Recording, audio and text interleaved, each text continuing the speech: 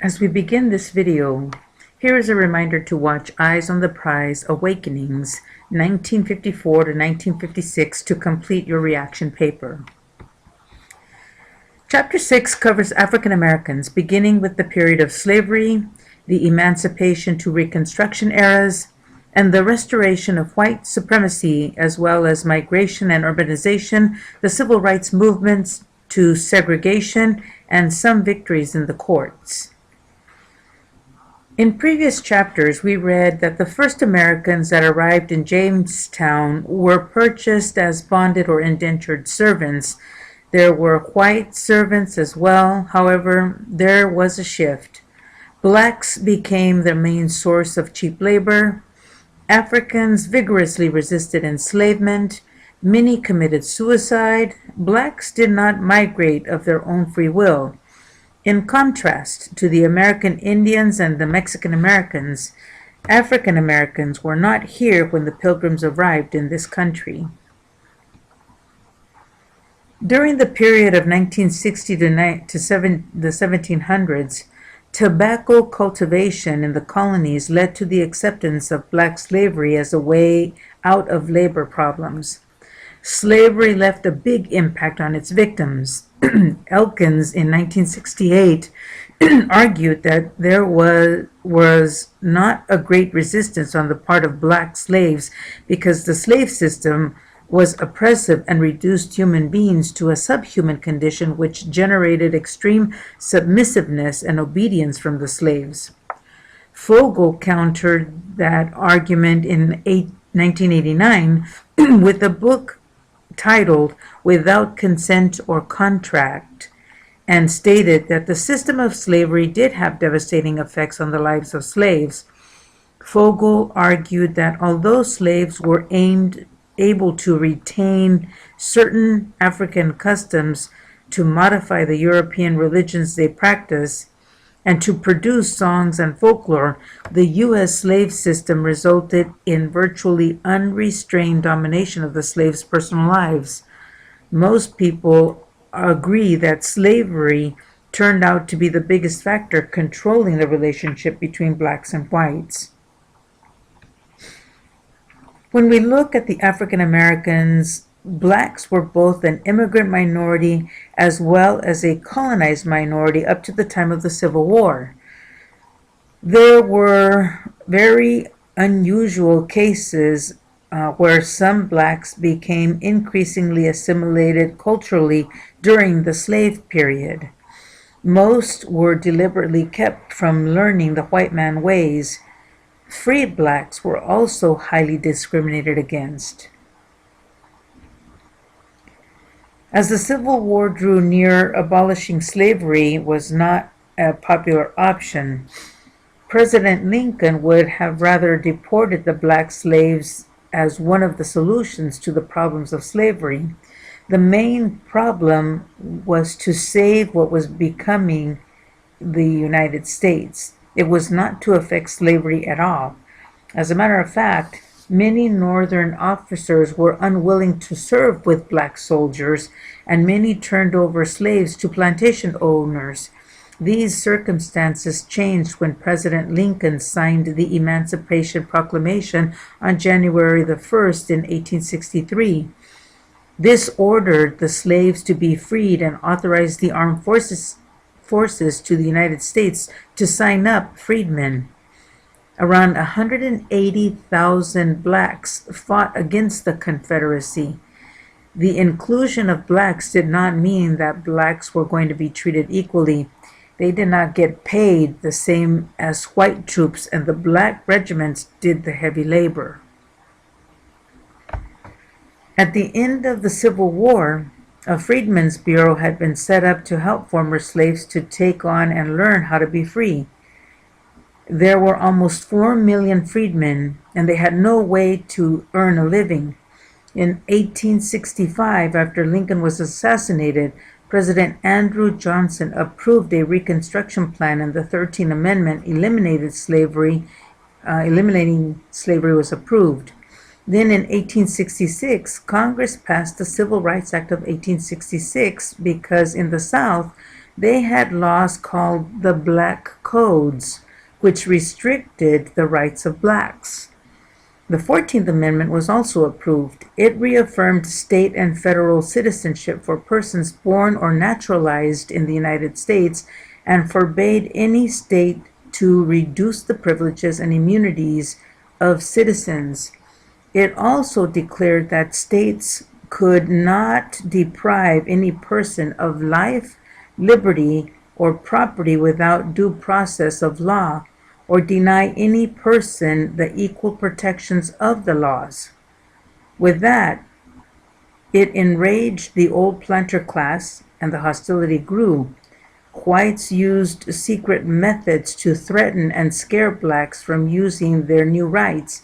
In 1866, the most notorious organization was formed, and that was the Ku Klux Klan. The Klan quickly created a culture that endorsed white racial privilege.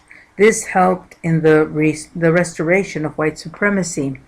A system of sharecropping was established. Sharecropping worked like this. Banks and other lenders gave credit or provided loans to the planters for shares of the planter's crop. Both were usually a large amount. It created a brutal cycle of borrowing and indebtedness. Blacks were at the greatest disadvantage because they could not read. As part of the Black Codes regulating the movement and privileges of the freed slaves, Mississippi, Florida, and Texas each passed rules limiting the use of first-class railroad cars by blacks. These laws came to be known as the Jim Crow laws, and they required a separation of every type of public facility from schools to cemeteries. Eventually, it included housing, jobs, schools, all of that. You see some of that segregation in cemeteries today, even here in the valley. It is especially noticeable in the southern cemeteries.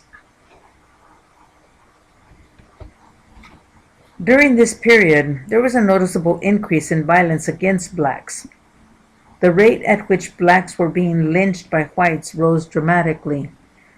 Blacks were prevented from voting.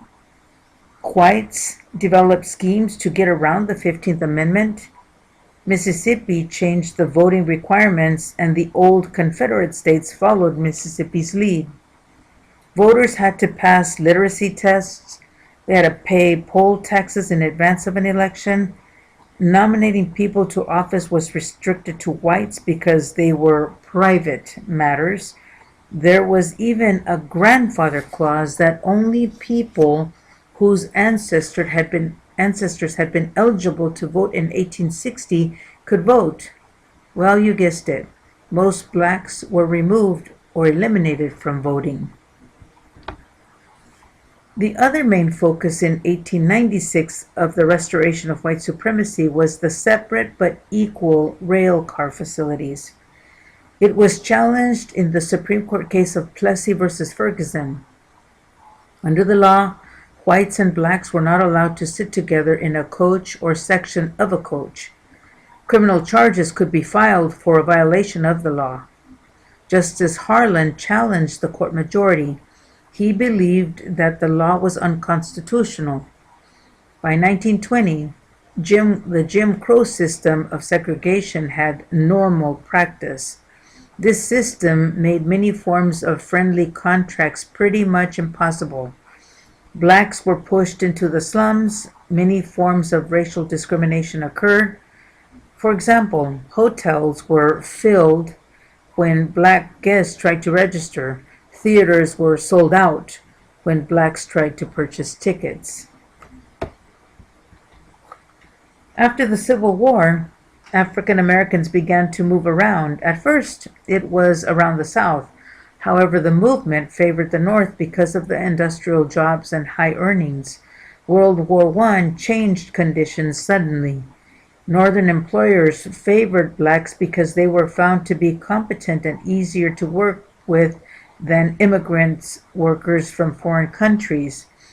That was deterred by prejudice and discrimination of whites. Whites struggled to prevent blacks from gaining union memberships and the better training. The Plessy, or the decision of Plessy versus Ferguson, marked the movement at which black people in the South officially lost the struggle to retain the advantages won in the Civil War. Some African American leaders concluded that it was wisest the wisest course of action was to accept the fact that whites were not going to be allowed to be equal, and this was expressed by black leader Booker T. Washington. In his speech, The Atlanta Compromise, he stated that blacks should focus upon the everyday practical things of life. His argument was that blacks were too removed from slavery to take their place next to whites as equals. White people loved that point of view. Washington's opinion on racial relations was accepted among blacks as well as whites. In 1905, under the leadership of W.E.B. Du Bois, the Niagara Movement was formed. They agreed with Booker T. Washington on many major issues. In 1909, the formation of the National Association for the Advancement of Colored People, the NCAAP, was formed when most members of the Niagara Movement came together with a group of white liberals. This association opposed the systematic persecution of blacks and demanded that everyone, including blacks, be given free public schooling that would focus on professional education for the most gifted, what Du Bois called the talented tenth, as well as industrial training for all those who wished it. There was racial violence that continued during this time. The actual number of lynchings that were recorded were undercounted. We know for sure that many lynchings were conducted in sadistic ways and that whites would use a carnival atmosphere when lynching blacks. Many victims were burned and tortured. The newspapers would actually invite whites to come and be witnesses. Between the Emancipation and the Great Depression, there were over 3,000 blacks that were lynched.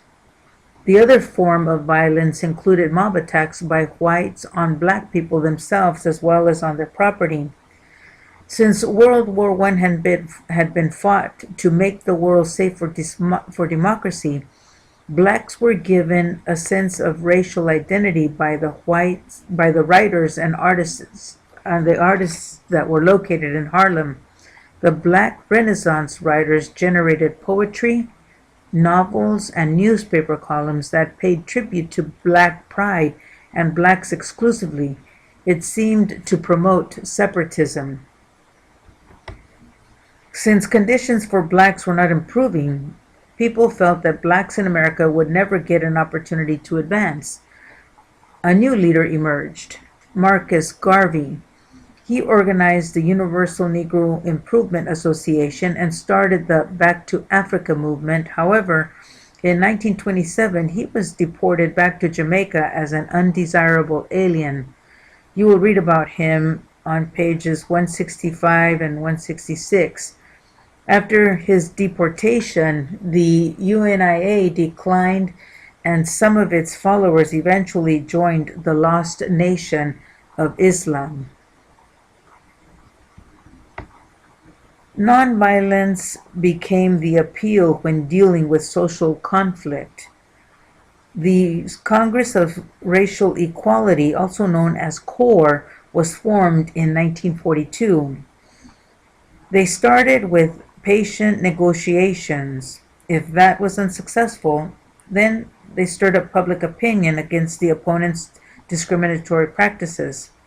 If none of these actions worked, then CORE encouraged the use of boycotts, picket lines, and strikes.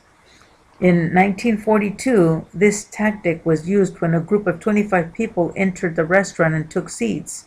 The white people were promptly served, however, the black people among the group were not. The manager refused the whites did not eat and continued to occupy the seats, the other customers began to leave, so eventually the manager had all the protesters served. These were the first sit-ins that became popular for the next 20 years. The NAACP continued to battle. There was a ruling in 1938 by the Supreme Court that the State University of Missouri must admit a black applicant to its law school, and other similar rulings that set up the 1954 ruling of Brown versus Topeka Board of Education. This ruling was important because it questioned the 1896 Plessy decision of separate but equal doctrine. Justice Warren's argument that race generated a feeling of inferiority affected the mind and hearts was unlikely to ever be undone. Separate but equal had no place in public schools, and that it violated the 14th Amendment. The Brown decision ushered new hope for blacks. However, for white citizens, they formed citizen councils to combat integration. There was the well-documented episode in Little Rock, Arkansas, where they declared the Brown decision unconstitutional. 9 black school children were selected to attend Central High in 1957. President Eisenhower had to send in federal troops to escort the Little Rock 9 into Central High School. As we come to the end of chapter 6, I have 2 questions for you to contemplate. Should white children be forced to integrate schools in neighborhoods that are predominantly black? And the second question, should black children be bused out of their neighborhoods to integrate schools in predominantly white neighborhoods?